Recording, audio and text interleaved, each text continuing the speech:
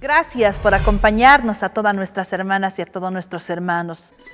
Usted seguro ha escuchado acerca de Julián Apaza, el abuelo Tupac Katari. Pero ¿quién en realidad es Tupac Katari? ¿Quién es Julián Apaza?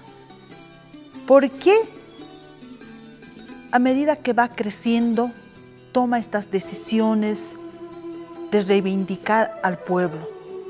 De esto vamos a hablar, ya se viene el 14 de noviembre, seguramente muchas instituciones le van a rendir homenaje, pero ¿vale estos homenajes o cómo deberíamos recordar nosotros a nuestro abuelo Tupac Katari? Le vamos a dar la bienvenida a nuestro Gilata Pachascuti, Freddy Pachascuti, Kamisaki, Hayaya. Hayaya Kipanay, Kuyaka Inés. ¿Cómo está aquí su camaraki?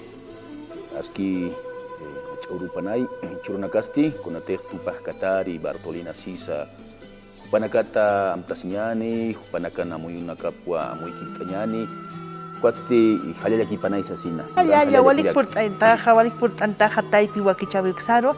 ¿Quién era Julián Apaza? ¿Quién era Tupac Katari? En principio, Julián Apaza es un nombre, digamos así, cristiano, ¿no? Como nombre de cualquiera de nosotros, ¿no? Inés o Freddy. Pero Julián Apaza adoptó el nombre aymara Tupac Katari, o más antes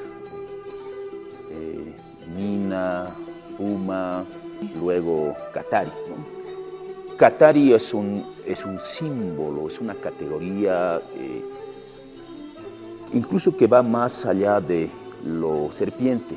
Katari simboliza el origen y la permanente recomposición de la vida, ¿no? Del tiempo. Entonces, para el mundo aymara, Katari significa el origen, el cañari, el momento genético del orden de las cosas, de la vida. Entonces, al adoptar este nombre, esta categoría Katari, estaba implícitamente impulsando la recomposición, la rearticulación, la restauración del orden de vida aymara, quechua, colla o tahuantina, ¿no?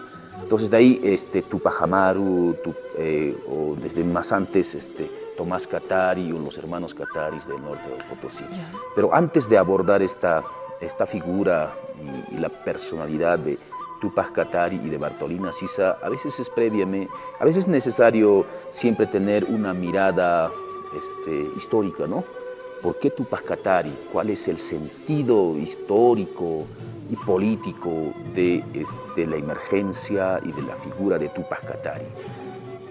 Y no solo de un varón, digamos, ¿no? Como suele ocurrir en la filosofía, en el pensamiento occidental, sino aquí está la presencia de Bartolina Sisa, ¿no? Eso de la figura de Chachehual, ¿no? Yeah. Tupac Katari y Bartolina Sisa, Tupac Amaru y Micaela Bastidas, ¿no? Tomás Katari y Curuzayao. O sea, ahí está la presencia del gobierno de las mujeres, así como el gobierno de los varones. Aquí hay dos bloques, ¿no? Dos chamas, dos fuerzas, ¿no? Que hacen el paya. Pero no en sentido absoluto, porque en el bloque de Guarni o del Chacha, en su interior hay otras divisiones internas, ¿no? En total serían 4 grandes bloques, yeah, ¿no? Que es el Pacha, o sea, el Suyo, el Tahuantín Suyo. Pero previamente cabe señalar lo siguiente: ¿por qué? ¿Cuál es la esencia? ¿Por qué hasta en el presente recordamos, no conmemoramos, no reflexionamos en torno al pensamiento de Tupac Katari? Recordamos, ¿no? Sí. Cada 14 de noviembre, ¿no? El descuartizamiento de este abuelo Tupac Katari en Peñas. Cabe señalar lo siguiente: algunos dicen que Tupac Katari es un líder que simplemente recordaba o representa a los aymaras. Para empezar, sí, pero en última instancia Tupac Katari se representaba o se presentaba a sí mismo como inca, como virrey, ¿no? Ya. Y Bartolina Sisa como virreina o como coya. Entonces, en última instancia, el gran proyecto político de Túpac Katari, de Túpac Amaru, de Tomás Katari, de Bartolina Sisa, de Micaela Bastidas, de Curuzayavi y de tantas abuelas y abuelos, el fin último era restaurar el Collasuyo, el Tahuantinsuyo. Eso fue el proyecto último, ¿no? ¿Y por qué? Porque desde 1532, con la muerte de Atahualpa y Huáscar en 1533, Tahuantinsuyo de alguna manera es desarticulada, ¿no? La estructura política macro de todo el Tahuantinsuyo es fragmentada de alguna manera. Ya. Pero el Tahuantinsuyo no muere, no se desarticula a partir de o hasta 1532, o mejor, no es que Tahuantinsuyo deja de existir en 1532, sino el Tahuantinsuyo, la capital del Tahuantinsuyo, el gobierno macro del Tahuantinsuyo se mantiene hasta por lo menos 1572, es decir, con los 4 incas de Vilcabamba en el actual Perú, ¿no? En la selva peruana, Ya. podemos decir así. Y el último inca, el joven inca decapitada, ¿no? Por el virrey Francisco de Toledo en 1572. A partir de ese momento, ese gobierno todavía así oficial de todo el Tahuantinsuyo entra en clandestinidad, entra a la dimensión subterránea, ¿no? Y eso no quiere decir que el gobierno del Tahuantinsuyo ha desaparecido, ha perecido, no. Entonces, hay estudios, evidencias históricas que dan cuenta que el gobierno del Tahuantinsuyo, el gobierno del Pusisuyo siempre estuvo vigente, aunque clandestino, en los distintos espacios o territorios del Tahuantinsuyo.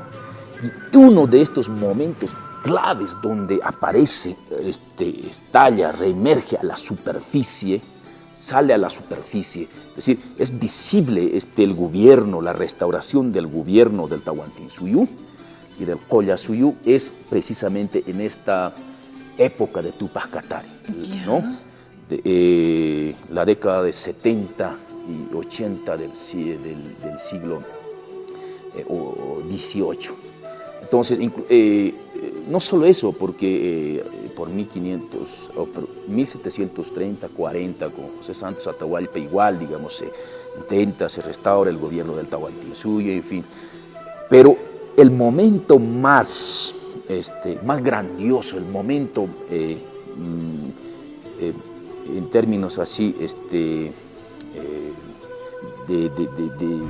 guerra, podemos decir, el momento más horrible para los invasores, para los europeos de ese entonces, es precisamente el momento de Túpac Katari, de Túpac Amaru, de Bartolina Sisa, de Gregoria Pasa, de Micaela Bastidas, en fin. Y es por eso que los españoles o los europeos empiezan a descuartizar, ¿no? A Túpac Amaru, a Túpac Katari y a otros líderes indios de ese entonces. Ya. Eso, ¿no? Ya. En una transmisión oral, Felipe Quispe, el Maipu, decía, y recordaba él, ¿no?, que en la etapa de escuela, por ejemplo, él veía en un libro, ¿no?, la descuartización de Túpac Katari. Entonces, según esta transmisión oral, Maipu le pregunta al profesor, ¿y esto qué ha pasado? ¿No? Y el profesor le respondía, por eso no hay que ser rebelde, por eso hay que hacer caso, porque si no, esto te va a pasar, ¿no? Entonces, en nuestra etapa todavía era distinta la educación. Hoy por hoy vemos a los jóvenes más conscientes. También se puede decir que lamentablemente hoy por hoy la frase conocida, por ejemplo, volveremos y seremos millones, ha sido muy politizada también, Freddy. Efectivamente, ¿no? Aunque hay muchos estudiosos que dan cuenta que eso volveré, seré millones es una acuñación, digamos, muy reciente, en fin, pero bueno, algunos dicen que... ¿Y tú cómo lo ves? Se mantuvo en la tradición, ¿no? Ya, perdón. O sea, por ejemplo, Huáscar Chuquihuanca da cuenta que esa de volveré, seré millones, siempre se mantuvo en la tradición oral. Y de ahí es que un poco se rescata y ahora está en todo lado, digamos, ¿no? Una profecía que nos ayuda a los aymaras y quechuas a recomponernos, a seguir ese camino de Tupac Katari. Pero hay mucha gente que cree y sostiene que Tupac Katari es un líder aymara, efectivamente, pero que solo buscaba transformar o estaba en contra de las políticas del Estado colonial de ese entonces. Puede ser para empezar, pero en el fondo, Tupac Katari se presentaba como inca, como el virrey, y Bartolina Sisa como virrey, es decir, como autoridades incas, y el inca mayor fue Tupac Amaru y Micaela Bastidas, porque si es Pusisuyo, efectivo, tiene que haber 4 incas y 4 collas, ¿no? Porque en la tradición europea, solo al momento de invasión a este continente, solo en Europa se podía concebir a un solo rey, ¿no? A un solo monarca. Pero aquí habían 2 incas, Atahualpa y Huáscar. Pero cuando ellos llegan, invaden y ven que aquí hay 2 incas, entonces bajo su concepción, su forma de ver el mundo, la realidad y la dominación, dicen, uno tiene que ser bastardo, ¿no? Y el otro legítimo, porque no pueden haber 2 incas. Porque en el Ayllu efectivamente sí hay 2 incas, ¿no? En el Amarca de igual modo, en el Suyo igual, en el Pusis, por eso es Pusisuyo, ¿no? Por eso es Tahuantinsuyo. En el Tahuantinsuyo tiene que haber 2 autoridades máximas varones y 2 autoridades máximas mujeres, total 4, pero también tiene que haber autoridades que secunden, ¿no? Los alquiris. Entonces, total, por eso 4 hermanos Ayar, se habla, ¿no? Y sus 4 esposas. Entonces, Tupac Katari y Tupac Amaru estaban impulsando el proyecto de reconstitución del Collasuyo, del Tahuantinsuyo. Y no se quedó solo ahí con el descuartizamiento de Tupac Katari, ¿no? Ni de Tupac Amaru, sino continúa este proyecto de recomposición, de restauración del Collasuyo y del Tahuantinsuyo. La mejor forma, la mejor manera de homenajear a Tupac Katari es repensar, ¿no? Actualizar su pensamiento, su filosofía, su Kamawi, su Amta, su Lupi, ¿no? Y yo podría decir, la mejor forma de rendir homenaje es concretar, es culminar su utopía, su pensamiento, el proyecto. Y nosotros los Aymara y de la Escuela de Pensamiento Pacha decimos que hasta antes del 5º centenario de la invasión a Tahuantinsuyo, o sea, hasta antes de que se cumplan los 500 años de la muerte de Atahualpa y Huáscar, tenemos que cumplir el sueño de Tupac Katari, ¿no? O sea, desde 1532 al año 2032 se van a cumplir los 500 años de la muerte de Atahualpa, ¿no? Y antes que se cumplan los 500 años, prácticamente aquí faltan 12 años, ¿no?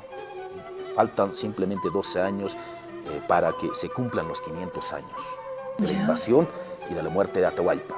Entonces, la mejor forma de rendir homenaje es culminar, concretar la utopía, el sueño de Tupac Katari, hasta antes del 2032. Seguir con el legado, se puede decir, seguir con ese camino que el abuelo nos ha dejado. Sí. Freddy Pachascuti, agradecerte por tu presencia aquí en nuestro Taipi. Es de verdad hablar siempre contigo, aprendemos mucho y seguramente nuestras hermanas y nuestros hermanos igual. En alguna oportunidad te vamos a volver a convocar, por favor, para poder conversar acerca de nuestro Collasuyo, hablar de nuestros saberes ancestrales. Tú eres un estudioso en este campo, así que te esperamos siempre, por favor, es tu casa. Aquí pone Cuyaca. Y Kisinkama. Kisinkamay. Freddy Pachascuti. Iki.